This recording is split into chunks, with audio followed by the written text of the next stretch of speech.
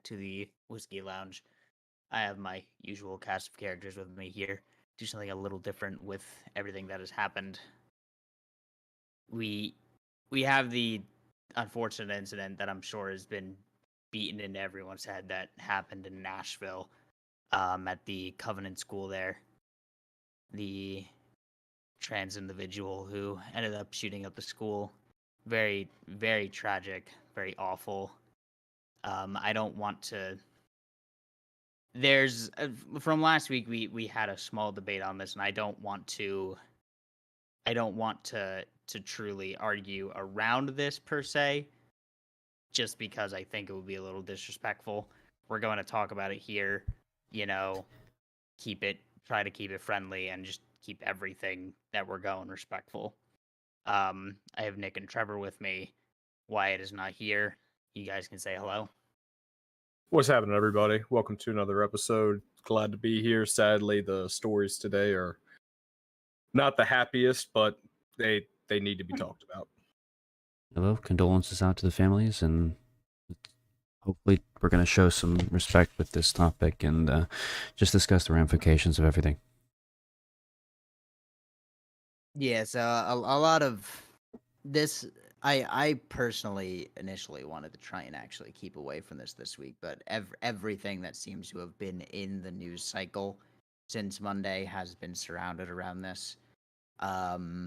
We have I think you've got two different groups. You've got the group of people that stormed the Tennessee Capitol for the trans right issue, a group that stormed for gun right issue, all of it disgusting, by the way. All of it them just using this to forward their own agendas. You saw a lot of things like from Routers, how they said former Christian school student shoots up a school, or I think the first headline that you saw is female student shooting up a school. It was truly awful, and all of it being trying to be bent to a way that can fit their narrative rather than pointing out the reality that this was a mentally ill individual. This was someone who, I don't want to say needed help, because that offers some sort of condolence or even victimhood to them. They're a terrible, terrible person. This woman who was deranged and thought they were a man went in and decided to kill children with the leading theory that it's because of the legislature that happened in Tennessee with them banning what they call gender affirming care, what I call mutilating children. I would also like to add on that for your theory. As of right now, the manifesto has not been released yet, as the FBI is currently looking it over, trying to make I don't want to say personification of this person, but trying to make a description of this person for their motives and everything like that. But after they go over the manifesto, they are supposed to be releasing it to the public. So that's going to be very telling to see what she was truly thinking about and why she did this atrocious act. Yeah, it is possible that it can be pure coincidence to that legislation being passed. That's just the leading theory that I've seen. I will say I agree with Matt Walsh as I agree with Matt Walsh on many things. He's saying that the manifesto needs to be released now. I kind of get the sentiment. I don't think it should be necessarily reported on thoroughly, but I think it should be released to be read. I don't think that people should get to go through it and possibly, unfortunately, omit certain things. It's always weird that they have a manifesto every single time.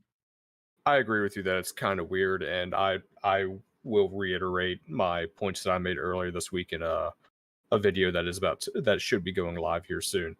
That I do not want to use this person's name whatsoever. I will only refer to them as the shooter, she, or piece of garbage, because that's exactly what she is, for taking the lives of these 6 innocent individuals, three of whom were kids. It's absolutely despicable. But the thing that struck out to me the most outside of the shooting was the way legacy media has been reacting to this. And my first first organization I want to go after is the New York Times, because the day that all this happened, they came out with a tweet, and I'm going to read the tweet for you right now. Quote, there was confusion later on Monday about the gender identity of the assailant in the Nashville shooting. Officials had used she and her to refer to the suspect, who, according to a social media post and a LinkedIn profile, appeared to identify as a man in recent months. I don't know. This was the end of quote. I don't know why they felt the need to give the person's preferred pronouns after this event that they had just done. That just completely baffles my mind. It seems like they are glancing completely over the core issue at hand. Well, that's kind of by design. Like I said initially, everything they're doing is with the effort of, or with their effort of attempting to mask this as something it's not, as trying to make it fit into their narrative of peace, love, and tolerance that we know is not peace, love, and tolerance. This is stuff like this is the unfortunate reality of like what I was talking about last week, where I don't think, like, I don't think it's the right mentality to sit here and find myself saying, or people to find themselves saying, well, an adult can do whatever they want. This is something that hurts people.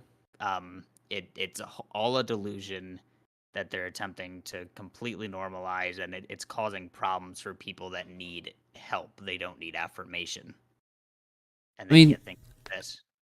Putting everything aside, like the philosophy or whatever, I don't think that really matters necessarily, specifically what the philosophy is.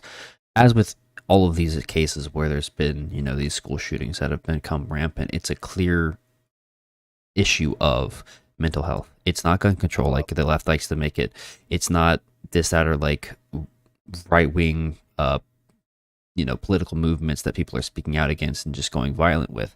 It's not what it's really about. It's just a mental health issue. If these people did not have these mental conditions, which is not to make them victims in no means or way, like, you should not be going out and doing these things. And anyone who does have a mental health disorder, if they go out and do terrible things, they need to be held, accountable for what they've done.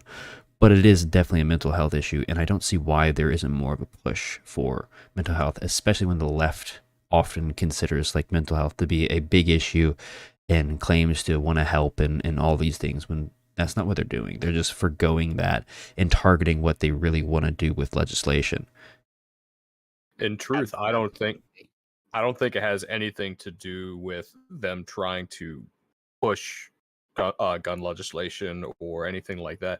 I think at the end of the day, they don't want this issue to ever be fixed, which is why they keep pushing drugs. They keep pushing that it's the rights issue, that the right is the reason for this, for trying to have as many guns out there as possible, as they like to claim to say. But they truly don't want this issue to be fixed, because if they do fix the issue, if they do fix the root cause, which is mental illness, I 100% agree with you, they're going to lose that voter block. And at the end of the day, they need to keep all this rage going. They need to keep all this hatred and divisiveness in the country to keep going, so that they can keep a voter block to stay in power. To say, hey, every time this happens, we push forward a bill that makes absolutely no sense, but we did something about it, so you all can vote for us again because we act like we care. I mean, it happens every time. With every school shooting, there's always been this big push for new legislation for gun restriction. Hell, look at what happened in Kentucky. I believe it was today or yesterday, when the group of 500 protesters went in and was devoutly trying to stop the legislation and say, you need to start pushing more gun reform. We need to stop this from going on now. And it was absolutely terrifying to see that they went from trying to be compassionate about everything that had happened to, we're going to take away your rights because of some fringe individual. It makes no sense. It's just a cycle that keeps on going and going, so that they can keep the hatred going. I understand what you're saying, but in a lot of ways, like, they're push for these protests or whatever, and we have these protests that happen after every one of these shootings, and pushes for gun control. But when you look at like the voting and all that afterwards, typically it leans more towards the right, because everybody knows the right is the law and order side. Like, as much as we're conservative and all that, we are the ones that are, okay, well, if you break a law, you need to, be held accountable. Whereas you see what's happening in California, these other states that are just letting people do whatever the fuck they want. That's what the left's doing, and they're the ones that are allowing this shit to happen. Absolutely, yeah. I mean, every single time you see one of these, I'm losing my train of thought. Someone else go on. I lost my train of thought. I mean, all that to say is like, Yeah. they might be. You might have this conspiracy theory, quote unquote. I'm not trying to bash or anything, but like this theory that, oh well, they don't want this issue to be solved. But I think that they do. They just don't even realize what the real issue is. I mean, like, look at them when they make gun control laws. They don't even understand what the laws that they're imposing are actually about. They don't understand like what a gun even is, half of them, because you've seen these Congress hearings and all that where people that actually know what they're talking about, the few ex-members of the armed forces that are actually in Congress. I'm thinking of one in particular. I can't remember his name, but the one with the eye patch. A great guy. Yeah, a great guy.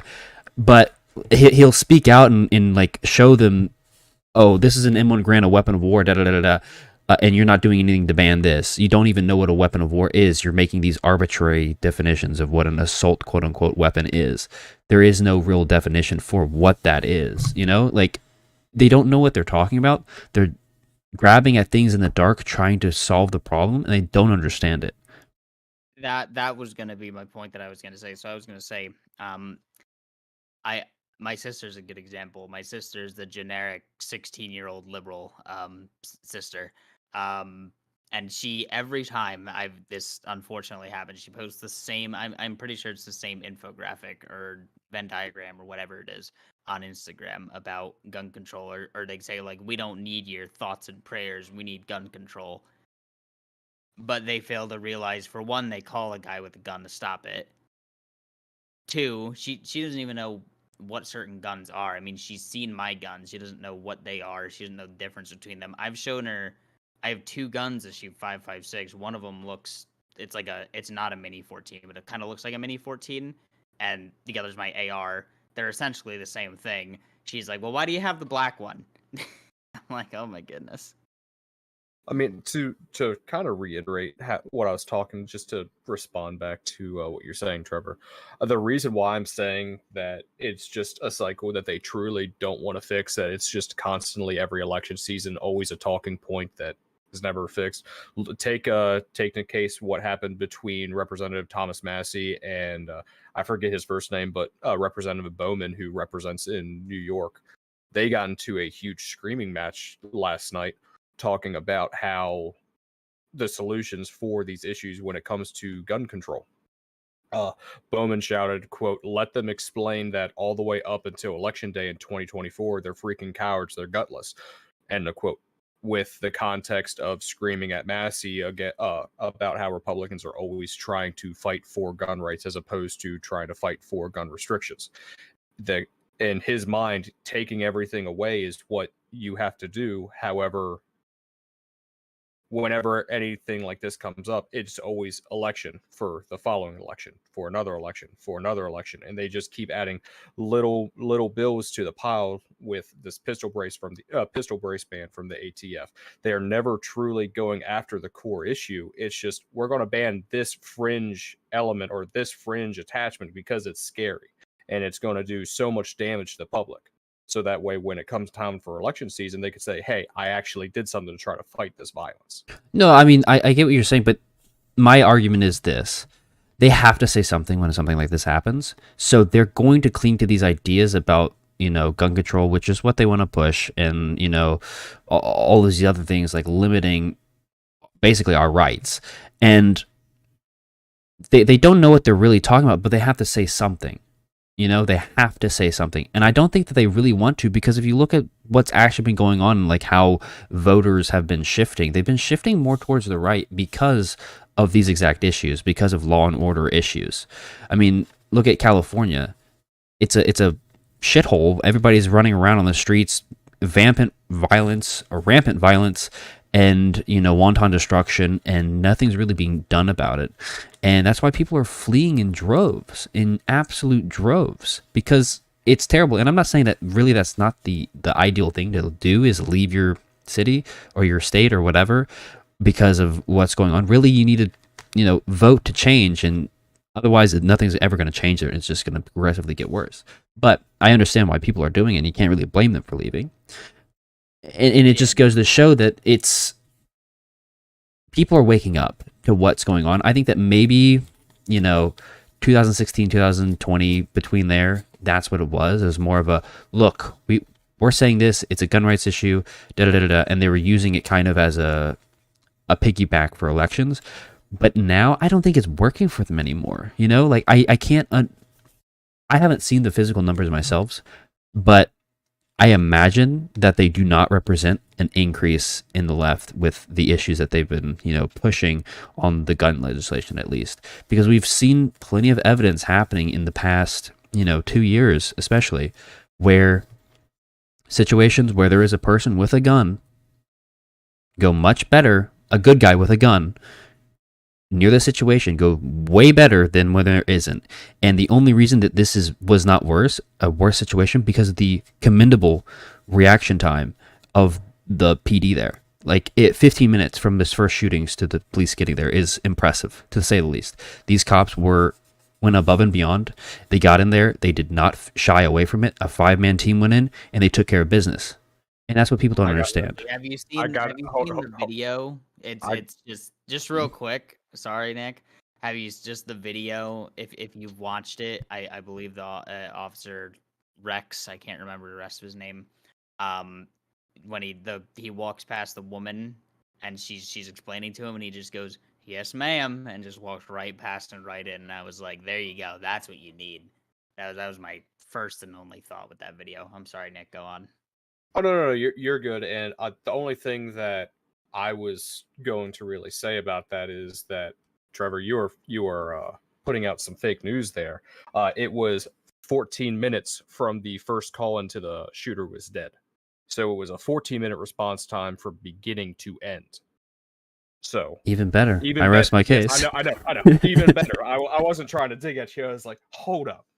But no, because according to reports, the woman entered the school at 10:13 a.m. and by 10:27 she was lying on the floor. So just due to these heroes, the cops that entered into the building definitely did a lot better than the Uvalde cops. I'll tell you that from their response time. But I'm not going to get into that at all. It's just seeing the night and day difference between these two police organizations is just absolutely beautiful. And seeing how much better they were. I am glad to see that there is, people coming out and commending them and actually proud of them and not trying to like slyly bash them or anything, because I've seen that too much. And as much, I'm not the biggest fan of the authorities myself, but I understand that they're necessary and there are good cops out there, and these were some great cops, especially in this situation. I'm not generally the type to really. I mean, I personally I like the police. I'm training to be EMS. I don't personally see the appeal to digging on them. I mean, I kind of get it, but I hold the same sentiment. I say at this point it's we've spoken enough about the shooting itself. Let's talk about its repercussions if we turn our eyes to the post-millennial here. Transurrection. Nice play on words. Trans activists storm Kentucky Capitol to protest law prohibiting child sex change. Several arrested. Yeah, and it was not just in Kentucky. You also had the Texas legislator the same day that they were doing their vote for their gender affirmation bill. On Monday, the same day that the shooting happened. I believe you're the one to share us the video from WRC. How they're just outside chanting that this is no place for hate, that they were blaming the Republicans or the conservatives in these legislators for being the cause of this horrific event because of the laws that they're putting in place. Yeah, which is absolutely It's just an absolutely ridiculous sentiment on their part. I know you agree. I'm just kind of saying it's like there's nothing up there. They would rather kind of push a little bit towards defending this person because they identified as trans. If you actually you don't have Twitter, scrolling through Twitter, Nick, is awful right now. Absolutely terrible. I'll have to see if I could pull some up, but there's so many different things defending the shooter because people misgendered them on news channels. It's really sickening. Oh yeah, it is truly sickening, especially seeing all the support that the community's been getting, citing that they are under this kind of genocide. And this is probably best time to bring up the Trans Day of Vengeance that was also announced this week as well. And I know that they're trying to say that what's going to happen starting tomorrow into going through Sunday, and the actual Day of Vengeance itself is supposed to take place on Saturday. They keep claiming it's going to be peaceful. It's going to be peaceful.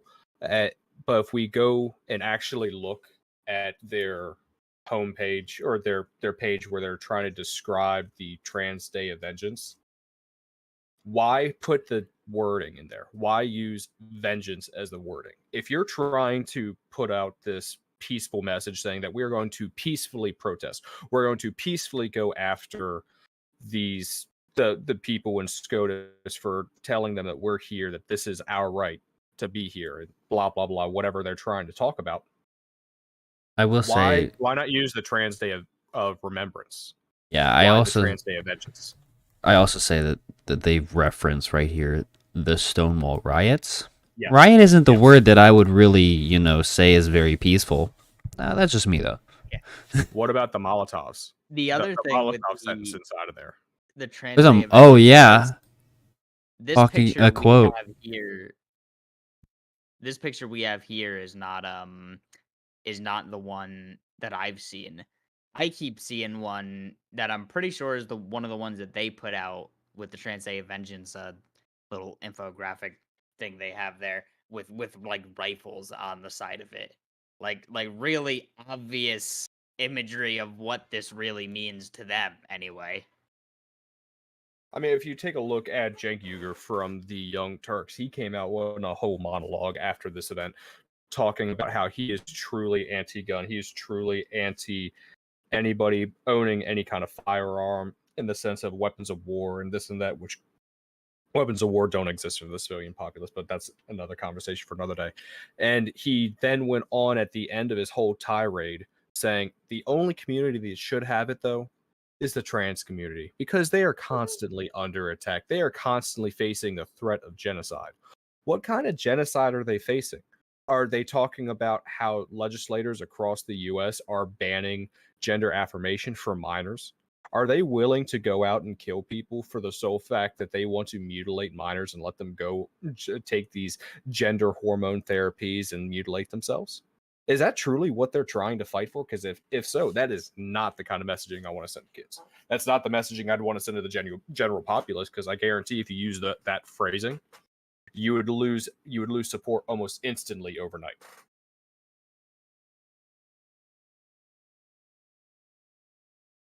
I mean, there's no defending it, there's no defending any of this. Like, if you want to have a peaceful protest, go have a peaceful protest, but you're not using the words of peaceful protest, and you need to acknowledge that and not try and hide behind it and play the victim at any point in this. Like, they're not the victim here. I mean, if you take a look at the New York Post made a pretty good article. It actually just dropped about 40 minutes ago, so we didn't have time to go over it before the podcast started.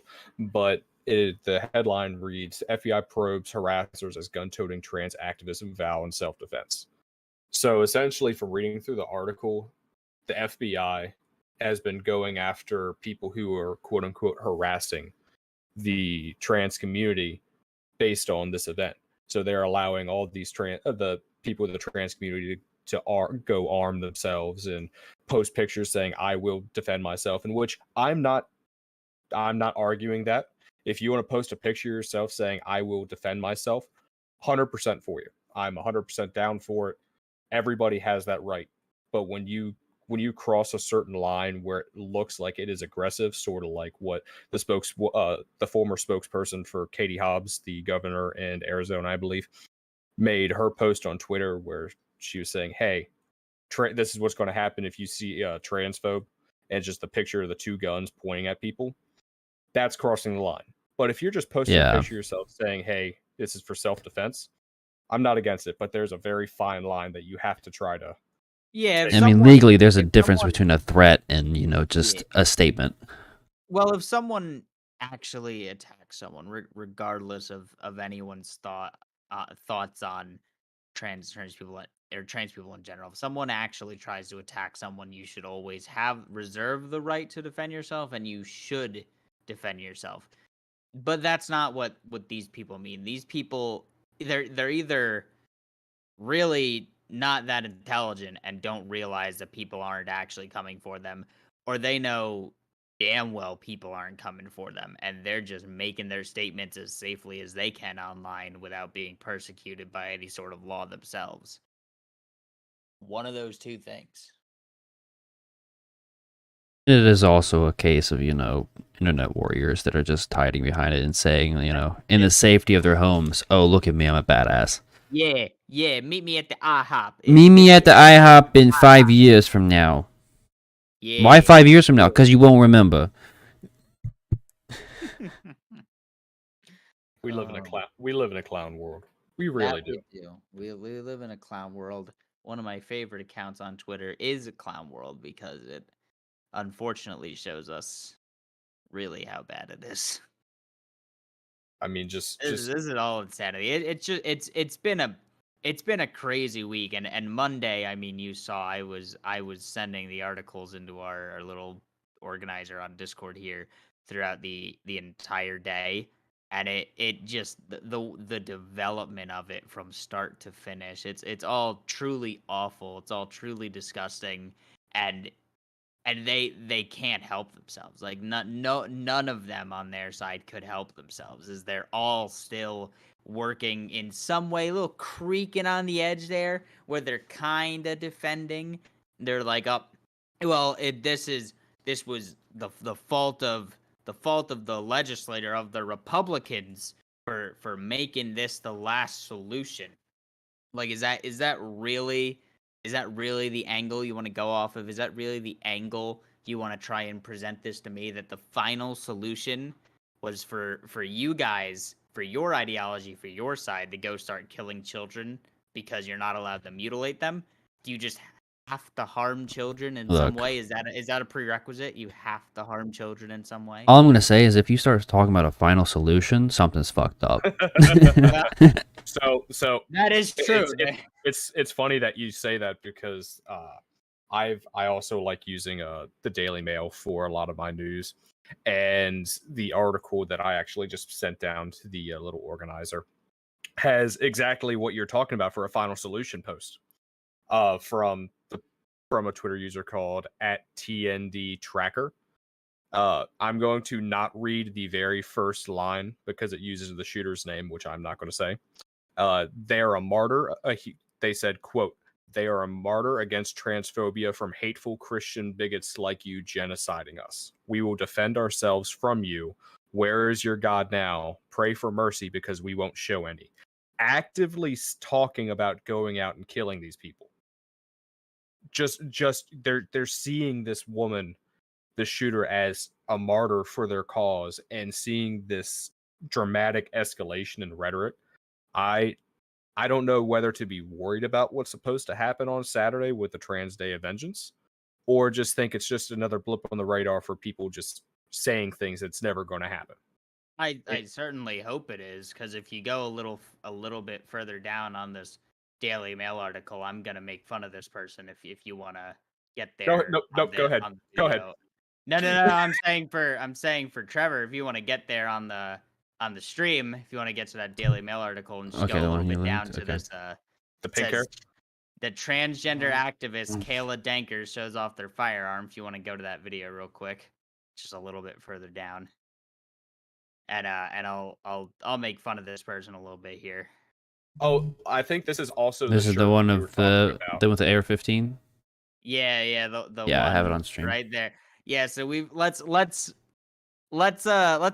analyze this here. So for one, it clearly it's a real gun, but let's take a look at that magnifier they got there.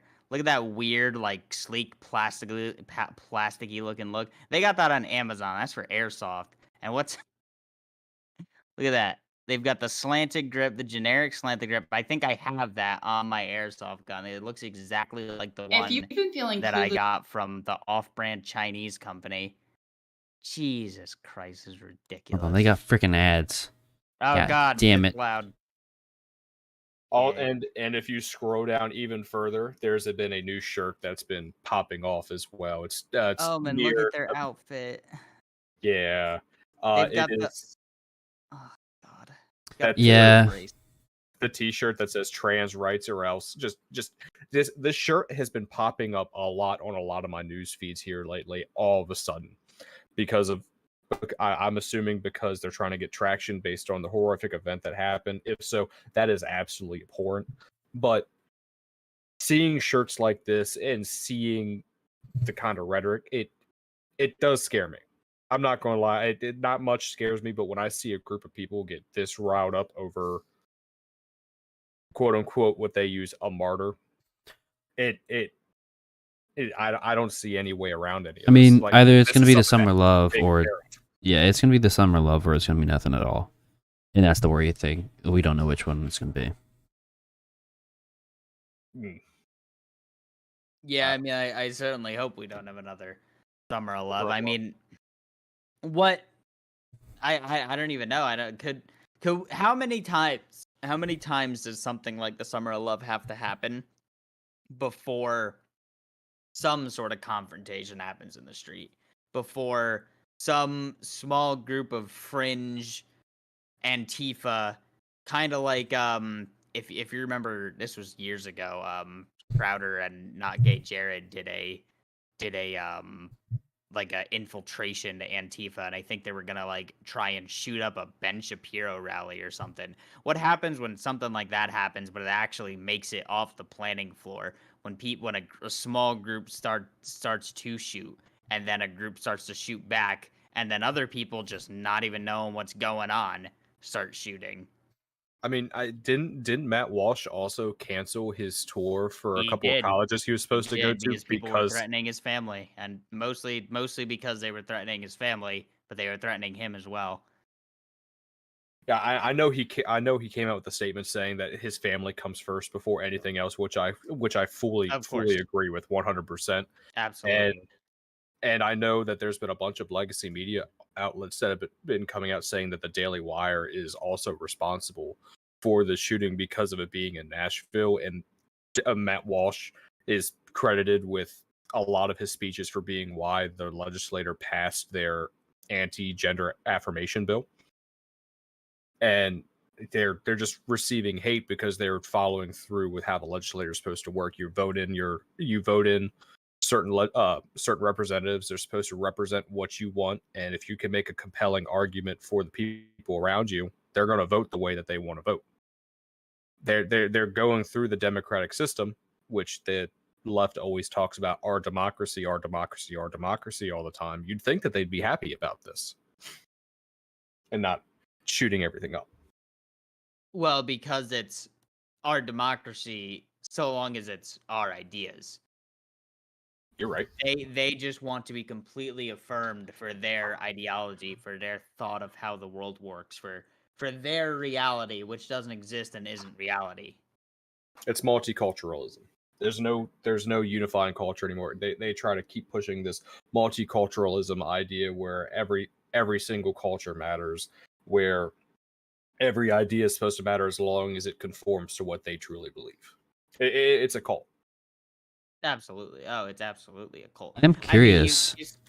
Go I'm on. curious, just kind of a side note, if they've actually started preparing for this protest, quote unquote, which is probably going to turn into a riot, in the same fashion that they were already like a week before it was set to happen, preparing for the, Trump indictment. Yeah. And there's been nothing on that, like nobody's reporting, oh yeah, they're putting up barricades and all that, like, because they don't see it as an issue. They don't want to put it in the news. Mm-hmm. I would have to agree with you. I would like to see what kind of organization has gone into this for getting everything ready. I know there's been multiple calls for gathering your weapons. It's time for our time to fight back, and this and that from Twitter users, from a couple of commentators that I watched, like Tim Pool and Michael Knowles, Matt Walsh, and all of them. They've mentioned this a couple of times. But Real quick, it's actually interesting. There's not a single article about that. If you look up like DC prepares for Trans Day of Vengeance, there's not even a single buzzword from that. And I then just looked eventually it up gets into on my side monitor. I looked it up, and yeah, I didn't find anything because I was curious. yeah, not a single thing.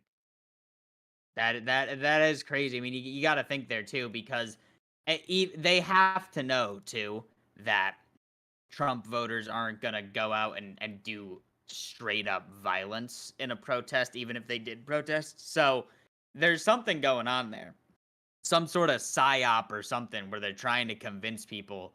Like, maybe it sounds a little crazy, but I mean, I think it's perfectly founded. Because come on, they know that they're not going to go out and do violence if Trump has been indicted, I think, as of like an hour or so ago.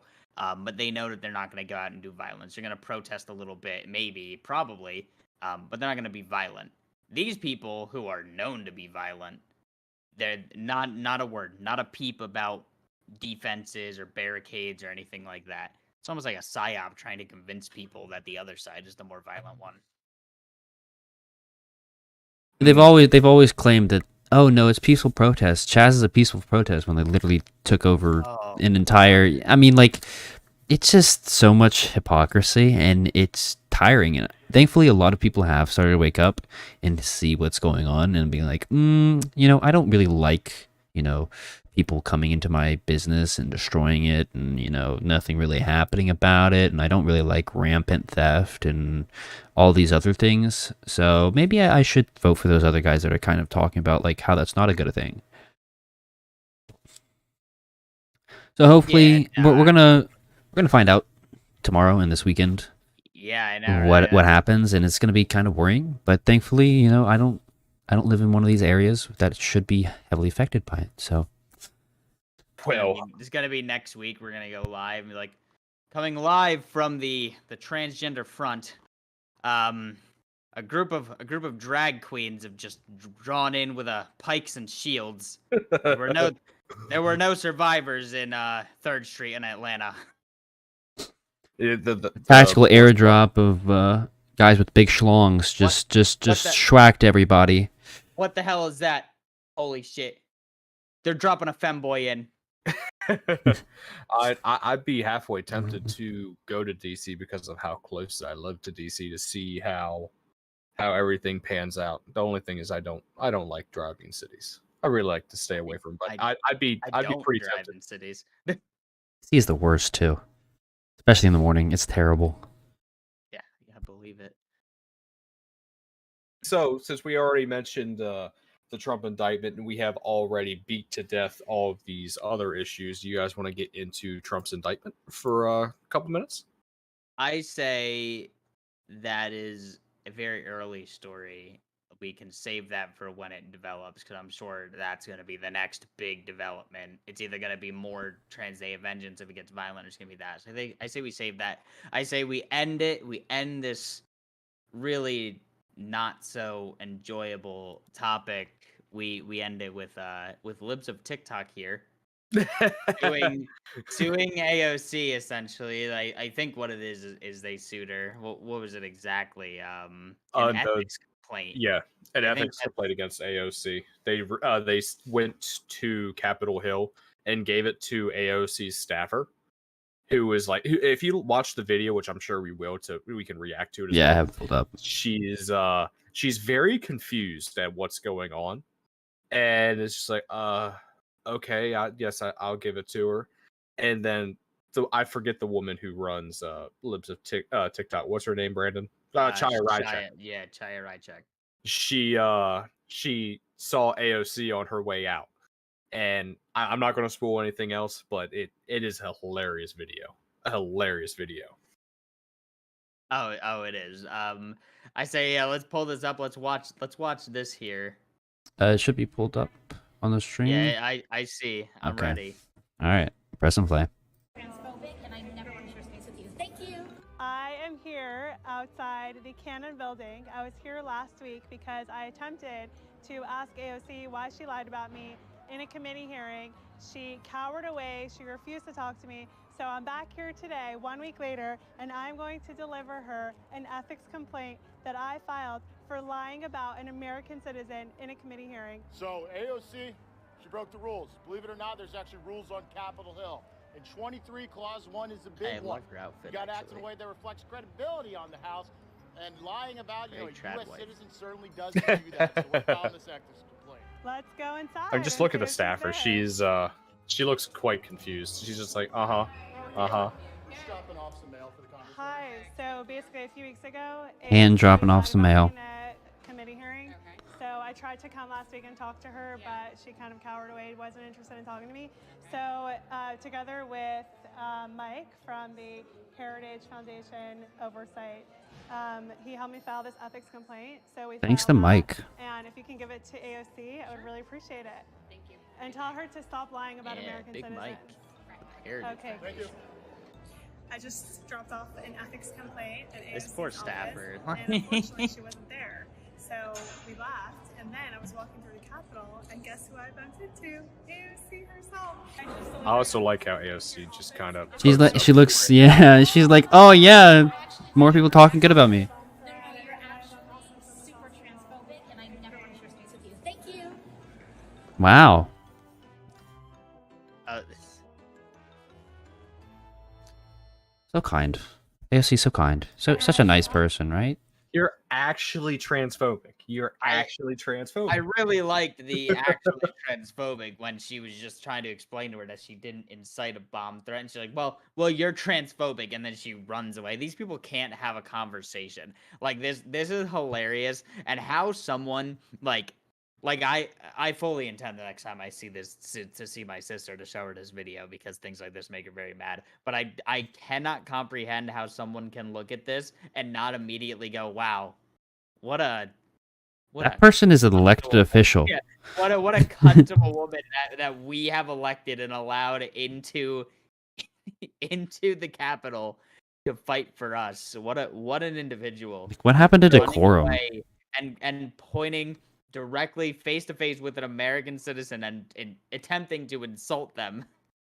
So I actually have something to say about this, because Tim Pool also released a short 10-minute video on this today, which I recommend all of the listeners go to, because he also has a huge breakdown about why AOC is just a horrific representative, because when she made up the whole story on January 6th, how she was so terrified that the protesters had gotten in, she thought she was going to die.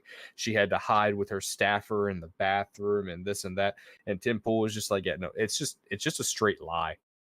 Because her timeline, if you watch the original video when she put it out, her timeline for the exact time she said everything happened was an hour before the January 6ers actually went through the gate. So everything happened an hour before everything was supposed to happen. And she does like this whole big thing about the cop that knocked on her door to try to take her somewhere, and he's just like, where is she, and she's saying that I'm gonna die and this and that. It is absolutely hilarious. I recommend everyone go watch that breakdown.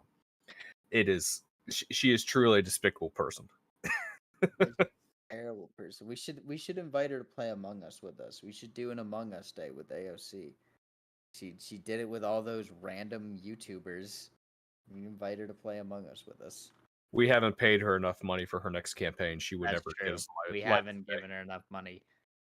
Pool your money together. We're giving it to AOC. We're gonna get her to play Among Us with us. I could never even to bash her in some Among Us. Honestly, I'd much rather play with like Marjorie Taylor Greene or Thomas Massey, one of them, or Lauren Boebert. That'd be really funny. I don't actually want to play Among Us with an elected I official. will say, what a funny game to play. A game focused on lying. I think that, Elected officials yeah. She was probably great at it. I didn't even think of that. I know she played. I didn't watch the video, but that's a fair point. I bet you she was great at that game. She probably still plays it. She probably loves that game. What do or you mean? even, like, had a- She came up with the idea because she needed training. Oh, absolutely. You're right. How could I be so blind to She's that like, shit, they're fact? catching on to my lies. I need to train up. Oh shit! I gotta get better at this. Capitol Hill is hard. Yep. Before you COVID move was just a psyop so that AOC could get some more Among Us training. That's my theory. Absolutely. COVID purely existed so that AOC could get good at Among Us. on- Can you imagine? Well, on that note, We live in a ridiculous clown world. What's yeah. up? On that note. I think it's about time we wrap things up. Yeah, I think we've gotten to the point. A little bit of a short one here. There's really only one unfortunate story of the news cycle there, but we'll end it on a bit of a lighter note. I'd kind of end this with. Sorry, 1 second. I lost something that I had. Oh, were you doing a quote? I was not doing a quote. Oh, good. Well, Um, while Brandon's trying to find that, I would like to take this moment to give all my sincerest condolences to all the families who lost a loved one that day, who were the victims of this horrific incident. And my absolute praises go out to all the officers who entered that building fearlessly to take down that insane psychopath. Absolutely. Absolutely. I can't find what I was looking for, so I'll just end this with, my own thoughts and prayers. Let's not forget the people who unfortunately passed. Let's remember their names. There was Evelyn Deekhouse. I don't know if I'm pronouncing that right. Sorry if I'm not. She was one of the third graders at the school. Haley Scruggs, William Kinney, two other, I believe, third graders, two of the other younger children. And then there was the head of the school, Catherine Kuntz, Mike Hill, a custodian why the custodian? Custodian was just there to clean, and Cynthia Peak, a substitute teacher.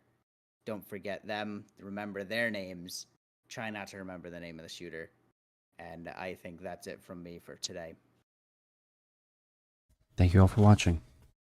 Yes, thank you.